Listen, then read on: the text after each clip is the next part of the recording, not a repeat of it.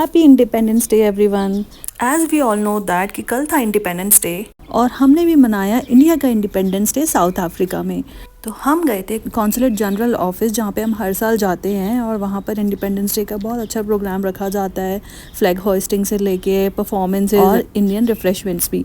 तो जब हम पहुँचे, फ्लैग होस्टिंग की सारी तैयारियां हो चुकी थी। हमारे पहुँचने के अराउंड 5 से 7 मिनट के बाद सीजी ने यानी कॉन्सुलेट जनरल ने फ्लैग होस्टिंग की। ये फहराया गया हमारे देश का झंडा। आई डोंट नो व्हाई, जब भी ये होता है ना तो गूज़बम्स आ जाते हैं और आंखों से पानी आने लगता था और नज़र हट ही नहीं रही थी हमारे देश के झंडे से। फ्लैग होस्टिंग के बाद हुआ नेशनल एंथम, वो वीडियो में शूट नहीं कर पाई थी बिकॉज मैं भी नेशनल एंथम गा रही थी। फ्लैग होस्टिंग के बाद सीजी ने दी स्पीच। हमारे इंडियन फेस्टिवल्स ऐसे होते हैं ना कि अगर हम विदेश में तो वहाँ एटलीस्ट इन ओकेजन्स पे ना सारे इंडियंस एक साथ इकट्ठे होते हैं और अपने देश के फेस्टिवल्स को सेलिब्रेट करते हैं। तो इंडिपेंडेंस डे भी उनमें से एक है।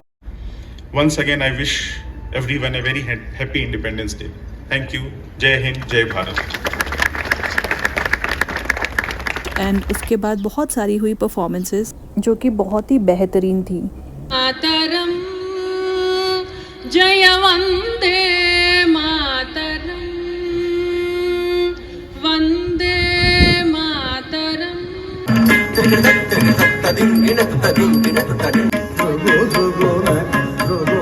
सबसे ज़्यादा गूज़बम्स लाने वाली परफॉर्मेंसेस थी इनकी। इन्होंने हिंदी और बंगाली के इतने प्यारे राष्ट्रीय गीत गाए थे जिनको सुनकर वहाँ खड़े सभी लोगों की आंखों में आंसू आ गए थे। देखिए मैं आपको सुनाती हूँ, आप भी बताना कि आपको कैसे लगे। हवाओं को सलाम, तेरे दामन से जो प्यारे करम, वंदे मातरम, सुजलाम सुफलाम मलय मातरम।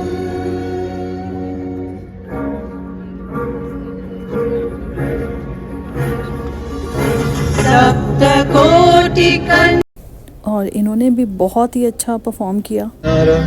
गुलिस्तां हमारा है, भारत हमको जान से प्यारा है, सबसे न्यारा गुलिस्तां हमारा है। सदियों से भारत भूमि दुनिया की शान है, भारत माँ की रक्षा में जीवन कुर्बान।